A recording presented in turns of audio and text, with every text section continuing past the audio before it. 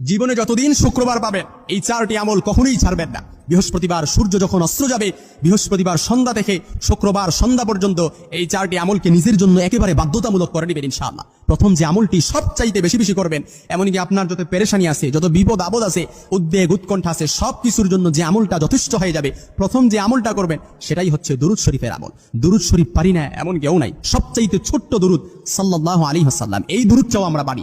এই দুরুদটাও আপনি চাইলে করতে পারেন। সবচাইতে চারটি আমলের মধ্যে সবচাইতে বেশি যে আমলটা করবেন সেটা হচ্ছে দুরুদ শরীফের আমলকে, একেবারে দুরুদ শরীফের আমলকে নিজের মধ্যে আঁকড়ে রাখবেন। শুক্রবার দিনে 2 নম্বর যে আমলটা করবেন সেটা হচ্ছে যতদিন বাঁচবেন, যতদিন জীবনে শুক্রবার পাবেন, এই শুক্রবার দিনের ফজরের নামাজটা কখনো মিস দিবেন না। ফজরের নামাজটা জামাতে পড়বেন ইনশাআল্লাহ।